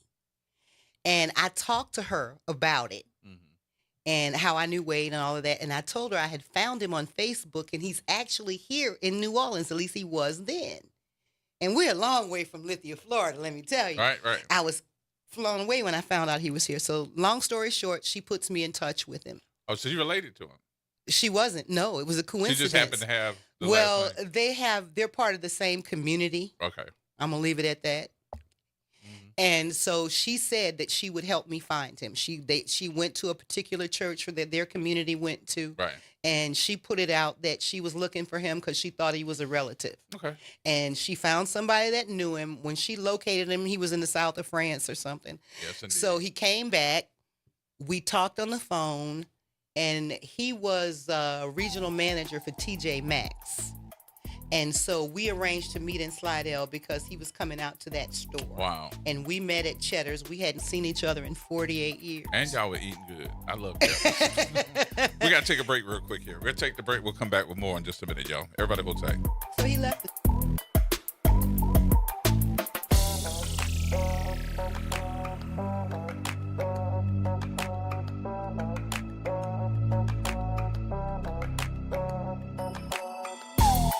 This is the Bloomberg Black Business Beat, brought to you by FidelityInvestments.com. Now that we're in the second year of President Donald Trump's second term, our team of analysts at Bloomberg Intelligence is taking stock of how some of the administration's pushback against DEI is changing the business landscape. I spoke with Bloomberg Intelligence senior ESG analyst Rob Duboff, whose research shows that the way corporations talk about their boardrooms has seen a big shift. Companies, when they nominate directors, they used to say, here's our 12 director nominees, X% are women, X% are people of color. Now, they just say, we look for directors with a background of a diversity of viewpoints in their background. They're not really getting into what diversity is. It's kind of become this more vague term of just, people who have differences of opinion. This change in approach could be a company's way of maintaining its core values related to diversity while not drawing the ire of the White House. I'm Bloomberg's Justin Milliner on the Black Business Beat. David was in big trouble with the IRS. At first, I didn't owe that much, but after this year, it was out of control. Then David called Get a Tax Lawyer. Right away, they were like, oh yeah, looks like you're qualified to say it. Get a Tax Lawyer went to work. Should have called way sooner. Get a Tax Lawyer has helped thousands like David fight the IRS and get a fresh start. Call 800-745-3070. That's 800-745-3070. Pros, just because something on the job runs out doesn't mean you have to. Order it on the Lowe's app. My Lowe's Pro Rewards members get free same-day delivery on eligible orders over $25. Get the fasteners, hardware, or tools you need to keep the job moving. Order by 2 p.m. and get eligible in-stock items delivered right to your job site by 8 p.m. Members get more at Lowe's. Loyalty program subject to terms and conditions. Subject to availability. Restrictions and terms at lowes.com/shipping terms. Subject to change. It's off the top with Norman Robinson on WBOK 1230 AM. There's a familiar pattern unfolding at the state capitol. If you live in New Orleans, you've seen it before. Somebody, somewhere else, wants to tell New Orleans what to do. This time, it's not about roads, schools, or even policing. It's about the courts. Lawmakers in Baton Rouge are advancing a series of proposals that would fundamentally reshape the judicial system in Orleans Parish, reducing the number of judges, consolidating courts, and potentially altering the role of the clerk of court. Supporters call it efficiency. They say it's about cutting costs and streamlining a system they believe is too large and too fragmented. But let's be clear about what's really happening. This is not a minor adjustment. This is a structural rewrite of how justice is administered in New Orleans, driven largely by legislators who do not live here and who are not accountable to the voters who will feel the impact most directly. Under one proposal, the number of civil district court judges would be reduced. Under another, long-standing separate courts, civil, criminal, juvenile, would be merged into a single system with fewer judges overall. Now ask yourself, in a city already struggling with case backlogs, delays, and an overburdened justice system, does reducing the number of judges sound like a solution or a recipe for even longer waits and deeper frustration? And then there's the larger issue. Who decides how New Orleans governs itself? Because this isn't happening in a vacuum. We've already seen what happens when the legislature inserts itself into local institutions. The Sewerage and Water Board, long plagued by dysfunction, became even more complicated under state influence. And now the courts, one of the most critical pillars of any democracy, are next. There is a difference between reform and control. Reform works with communities. It respects local voices. It strengthens institutions. Control overrides them. It reshapes them from the outside. And it often comes with consequences that the people closest to the problem are left to live with. No one is arguing that our court system is perfect. It isn't. But meaningful reform should come from collaboration, from judges, legal professionals, and the citizens of this city, not imposed by sweeping legislation from beyond the city, sponsored by lawmakers who don't even live here. At its core, this is about more than courtrooms and caseloads. It's about autonomy. It's about representation. This is about whether the people of New Orleans get to decide how justice works in their own city. This is Norman Robinson off the top. Real issues, real talk, real solutions. Miss an episode of The Reality Check? You can catch every episode anytime. Search WBOK Media on your favorite podcast app to tap the bold commentary, real-time reactions, and powerful perspectives from the people and leaders shaping our city. Download, share, and rate it 5 stars because the real ones always stay informed. City Park is where to go when you don't know where to go. Turn towards the city center and start walking. Before long, you'll end up where you belong, at the heart of the city, New Orleans City Park. Stroll along the reeded marsh, wander through the sculpture garden, rest and recharge beneath ancient oak trees. This is where your spirit goes to grow. It's in our nature to yearn for nature. NewOrleansCityPark.org, heart of the city. This is The Law in Your Legacy. I'm attorney Pete Hamilton. I'm attorney Ryan Hamilton. When it comes to family planning, should you go with a will or a trust? A will is like leaving instructions to the court. It tells them who gets what, but your family still has to go through a succession, which can be costly and time-consuming. A trust, on the other hand, avoids court altogether. So when the time comes, everything transfers smoothly to your loved ones. It's a little more work up front, but way less hassle and expense later. Plan smart, save time, and take care of your family. This is not legal advice. That's just a tip brought to you by Liberty Bank and Trust. For more information, go to libertybank.net or contact us at 504-915-5016. Making a difference in the community. WBOK 1230 AM. Here we go. The Reality Check on WBOK 1230 AM. Get off on Chapatulas exit in New Orleans and come here, let me stress you out right fast with this hood history lesson on the St. Thomas Project. Now, the St. Thomas Project is located between the Lower Garden District and the river. So once you pass the Lower Garden District, you're in the 10th Ward, St. Thomas. The St. Thomas Project was built on the Irish Channel, which was a black neighborhood at first. That area was tore down in 1942. They built the St. Thomas Housing Development for white people of low income. But after the Vietnam War, white people was getting kicked out for having too much income. And the black people started moving in, and so did the heroin. In 1991, the St. Thomas Project had the most violent crimes out of all the projects in New Orleans. But at the same time, they had a DJ back there named DJ Jubilee who was getting it popping and had everybody partying, taking chances with their life in the St. Thomas. But in 1996, they started the redevelopment and the St. Thomas Project was the first to go. Even before they became the mixed income River Garden apartments, they put a Walmart back there. It's on Chapatula Street, so a lot of tourists be trying to go here, but baby, this ain't for y'all. And if you from New Orleans, be careful in this Walmart. If I got to get it from here, I don't need it. Yes, indeed. Boogie said he don't need it. There we go. For all my folks that's just tuning in at 5:30, in the conversation today, we've got this young talk show host. Because that's what you're becoming real quick, fast. You know you got to come back for real. I wasn't playing. I'm retired. I don't have anything to do. All right. Miss Sherilyn Price is with us, the mother of the famous. We knew him as Boogie B. Brandon Maurice Montrell. But Brandon was a friend of everybody. I can't just say he was a friend of mine. Brandon didn't meet a stranger. He had no strangers in his life. You have no idea really how many people have reached out to me and said he was my best friend. Oh, wow. Even out there in rural Slidell where I live, a lady caught me checking my mail and blocked me in. She asked my husband, is Miss Price in that car? Can I speak to her?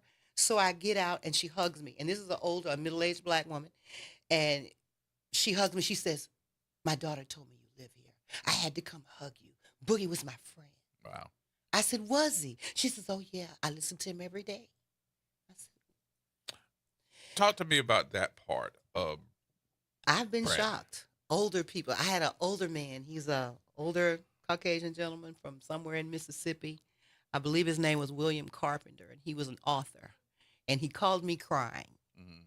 I literally had to give him a minute to find out who he was and what he wanted.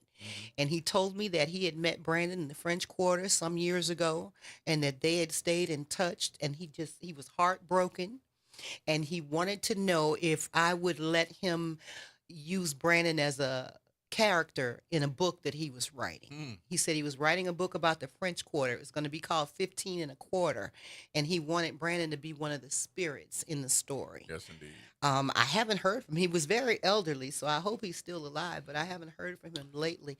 But I was just so moved. I mean, this man was crying. Yeah. Like as if and I don't even think he met Brandon. He didn't? I don't know. It didn't sound like it, but I mean, he had that effect. He made people think, because Brandon was patient. This is why I say he was my hero. He was so much better than me. And I don't like to take too much credit for the man that he was, because for as much as I'm willing to say I gave him a foundation, he took that and ran with it.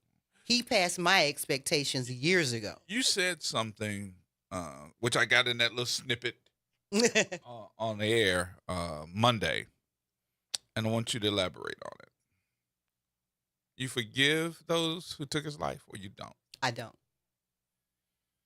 Why? I like to hear it if you want to share it. Only if you want to share it. It's just not in me. So, okay, see, here's the thing. I'm not judging. I just hope you know. Here's the thing. Here's why I don't forgive it. Okay. Because this was an audacious, ridiculous act in a public place. This wasn't just an attack on my son. This was an attack on New Orleans. This was an attack on public safety, on quality of life. Brandon wasn't in some back alley in the 9th Ward. He was in the warehouse district at a grocery store parking lot where anybody could be. Okay? So this wasn't just a personal attack. And so can I forgive them? Because not only did they attack my son, they attacked this city. This could have happened to anybody. You're 5 blocks from the Superdome. But what about those that will say to you, because you're going to hear this, you're probably going to hear this before the day is out, that say you're going to have to forgive. Now, I'm with you. I want you to know that. I'm just asking the question. But I told somebody that if they took one of my loved ones' life, and I think we were having a conversation about that boy that walked into the church in South Carolina and shot those 9 people and killed them. One of those was my cousin. And then they walked out of there one day and said, "Well, how do you feel about it?" Da da da da. And the lady said, "I forgive him." Da da da. I'm like, you couldn't kill my child. Well, first of all, I'm not that type of Christian, and second of all, you forgive somebody for stepping on your foot. Yeah. This was an audacious act. Deliberate, ridiculous, done with no thought, no concern, no nothing. Was this a mistaken identity? Was this a stray bullet? What was this? Oh, no. These were 2 fellas who, for some reason, they got into it in the grocery store. There's footage of this. The young woman, Miss Smith, she brought Mr. Coward there. She said she was coming there to pick up a cake. She said she didn't know this was going to happen. Mr. Coward runs into Mr. Cannon. They have words in the store.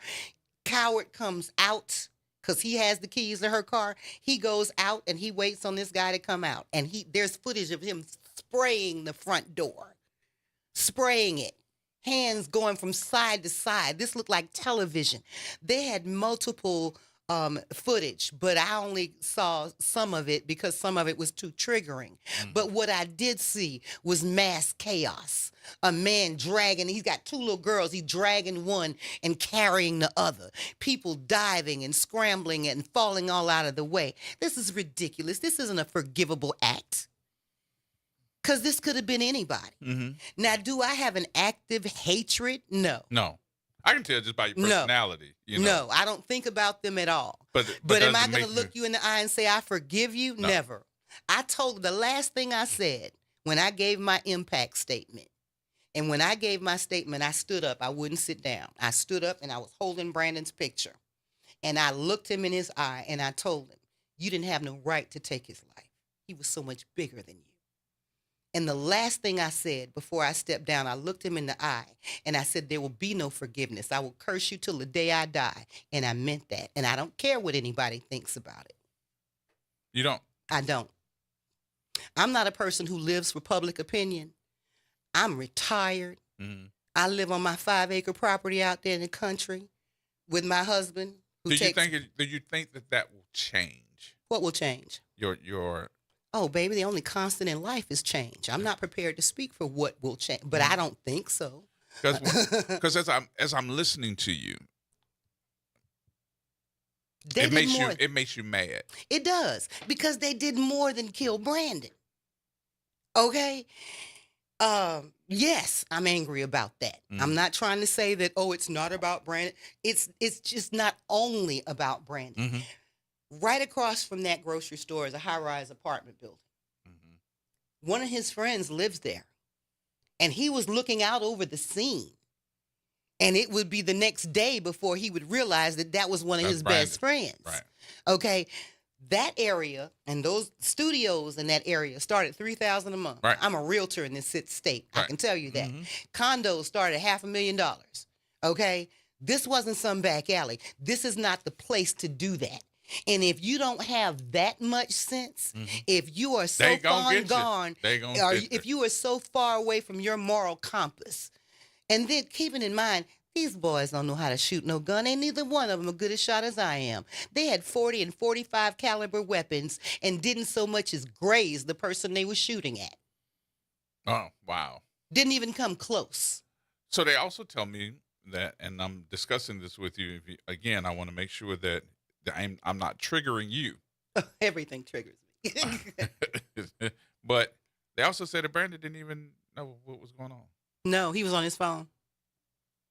He didn't even see. He was on his phone. He was always on his phone. And he was not in town 24 hours. No, he had come in that morning about 11 o'clock. That part right there, that he did. The luggage was in the car. This was not even for him. No. What was he doing there? Did he just come into town? He had come into town, and he was there for my mother. That's what he was doing at the grocery store. Went to the grocery store for your mom. Because he did catch up with her. She did see him, and she's the only one that saw him that day. Mm-hmm. He did eventually catch up with her, and she told him, when you come back, I want you to take me to the store. And although my mother is not from here, she's more New Orleans than anybody who is. And the way she talks is, come bring me to the store. I need some eggs or I need some milk. She's going to tell you what she's going for. Mm-hmm. And it was cold that day. And so he probably didn't want to take her out. More likely, he was going to just go to the store and call her and ask her what she wanted. Right. But she's the reason he was there. And nobody knew he would be there. And he didn't know what was going on. No, it had nothing to do with him at all. Nothing whatsoever. Brandon didn't have an enemy in the world. But that's never more than likely why people was, and I kind of feel some kind of way. I'll tell you this off air. I kind of feel some way about that reporter picking up the phone and calling you and asking you, are you the mother of the person that just got shot? Yeah, her name was Gabby something. That's almost she apologized. She really didn't know that I didn't know. I think. Okay. Because she was mortified. When I screamed, she was like, "Oh my God, you didn't know!" And she was, I hadn't dropped the phone, but I could hear her by now. She's screaming. I've spoken to her several times. She's very remorseful about it. Wow. You got a call. Let me see here. What you say, Mr. Harrow? Yes, have mercy.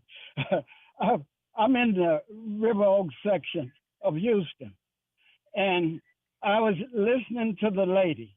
Mm-hmm. She's right here. She can hear you. You on my, huh? She can hear you. She's right here. This is Miss Price. Okay.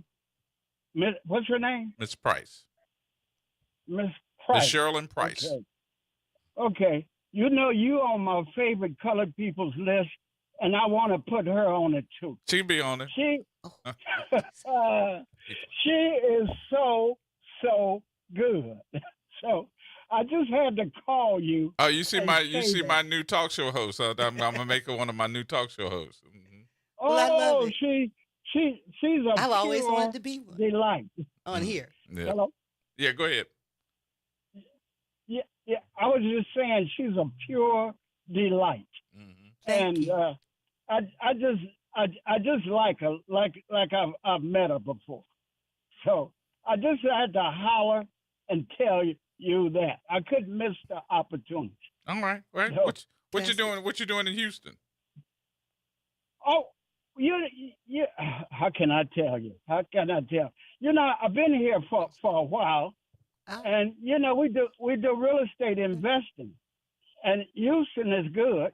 Although I live in the best place in the world, and that's Los Angeles, but it's a lot going on in Houston. The economy is good.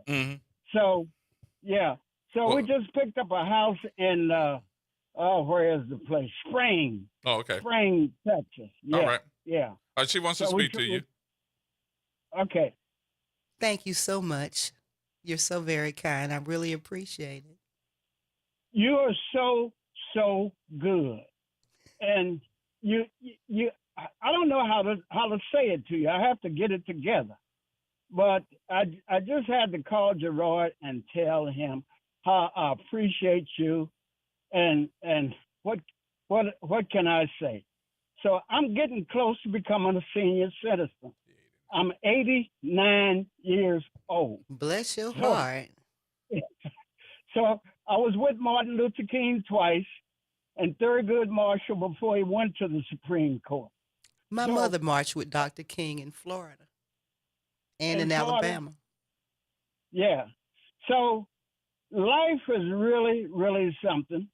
And Gerard has a program that emphasizes the quality of life. And you know, I observe people, people watch, and the stuff that is going on in this country today.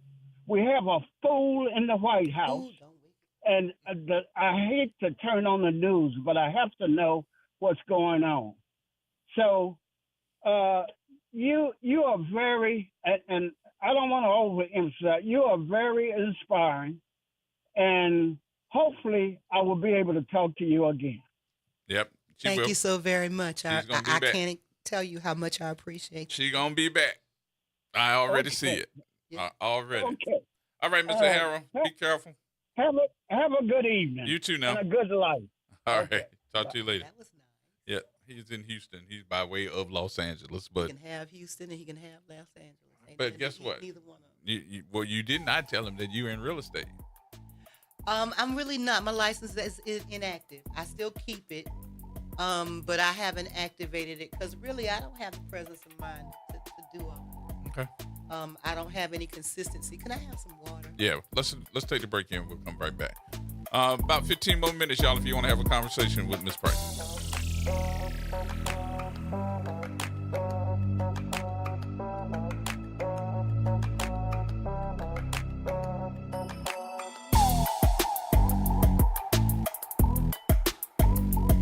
AURN News. I'm Ebony McMorris. A federal judge in Boston has dealt a blow to the Trump administration's immigration agenda that blocked the government's termination of temporary protected status for Ethiopian nationals, finding that the administration violated federal law. Judge Brian Murphy ruled that Homeland Security Secretary Kristi Noem failed to follow the law in two critical ways. First, she did not properly consult with other government agencies before terminating the protection. The court found just two brief emails where the State Department essentially rubber-stamped a decision that appeared already made. Second, the judge found the termination was pretextual. Evidence shows administration had already decided to end the program before actually reviewing whether dangerous conditions in Ethiopia still exist. The judge noted that since taking office, the administration has terminated TPS for 12 countries, every single one it reviewed. For AURN News, I'm Ebony McMorris. Trying to grow your business or increase traffic to your location? We can help. WBOK 1230 AM has a number of solutions that will meet your individual needs. Give one of our consultants a call today at 504-582-9420 or email us at info@wbok1230.com. And remember, an investment with WBOK is an investment in our community. Call today. Greetings and salutations. I am Elwood B. Coulon Smith, chairman of the board of the New Orleans Regional Black Chamber of Commerce. We'd like to invite you to tune in every Wednesday at 12 noon on WBOK to listen in on Black to Business and be a part of the movement that's going on. Thank you. Interest rates and inflation are out of control. Is your credit card debt also out of control? It's time to resolve your debt and take back control for a lot less than what you owe.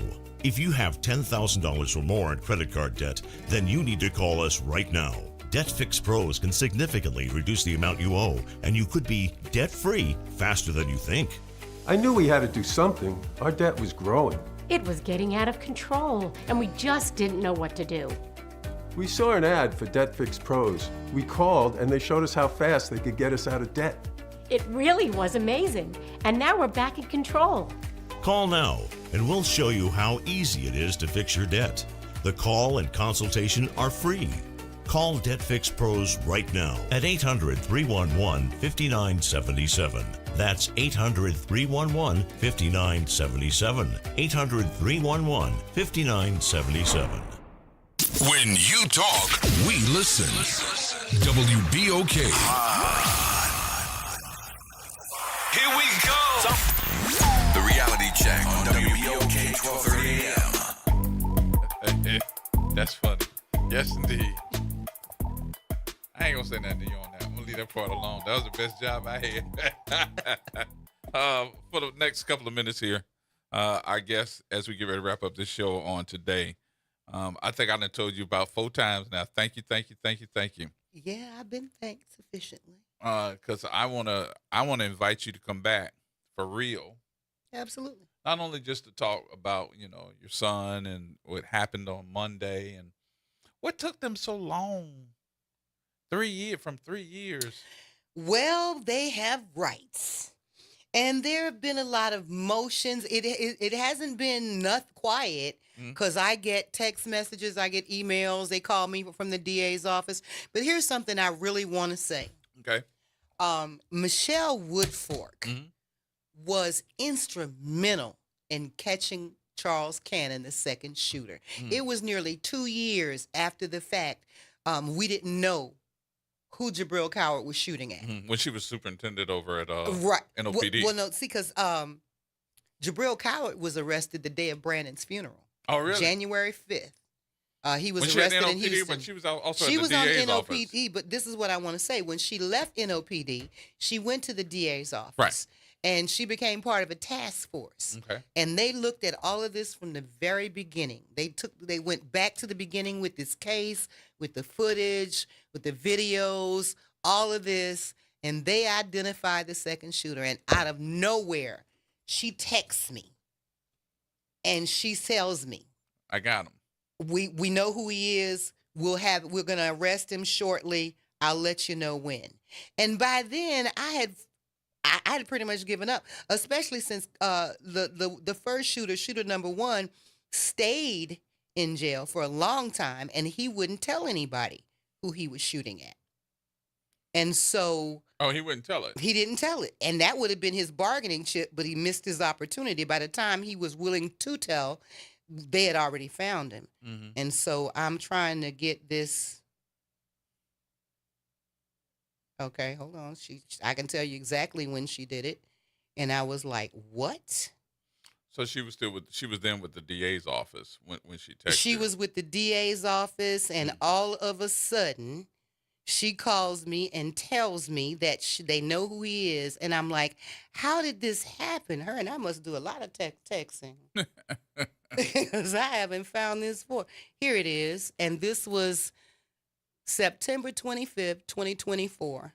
Wow. And she says, good morning. This is Michelle Woodfork, former interim superintendent of NOPD. Just wanted you to know that I have never stopped pushing for an arrest for the second perpetrator in your son's case. I am currently working for the district attorney's office. My team met with NOPD homicide supervisors a couple of weeks ago. We provided some additional information in the investigation, and on yesterday I was informed that the second perpetrator has been identified and an arrest will be coming soon in Brandon's case. Wow. She said, All of the homicide investigations that occurred in 2023 are near and dear to my heart, and I won't stop pushing until they're all solved. But it was my thoughts of you and the love and determination I heard in your voice when speaking with you that kept his investigation on my mind and in my heart. I hope this information brings you peace and belief that myself and others in the criminal justice community truly care and are committed to bringing justice to all victims and their families in the community. I mean, that had to make you feel... I cried. It felt like she had given me a gift. Really? Okay.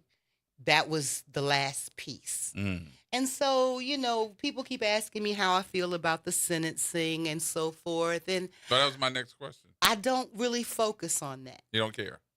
It's not that I don't care. But they got it. What I care about is there are many victims, many mothers right. who have lost their kids. Right. And there is no accountability. But and there's a no support group. Do you I don't. You don't? I don't. You don't want to do that. I tend to cause too much attention to myself, so I stay away from those kinds of things. What does that mean? It means that anytime I go to join something, I start talking, and the next thing you know, the focus is on me. Okay, and what's wrong with that? I'm just not a person who loves the limelight like that. When the terrorist attack happened in New Orleans, I was in Cancun. I was in Mexico. And of course, I heard about it. I was concerned about it. When I got back, I really wanted to go down there, you know, to the memorial. You know, you did? And I did not. Okay. And the reason I didn't. Because you didn't want them looking at you. Because I didn't want them to make it about me. Right. You know, because the press knows who I am. Right. They see Boogie's mom. And they always here down they there come, taking and photos. I didn't want to take away the attention from where it should be, so I didn't. You're correct. You're correct. And big of you. Very, very much so.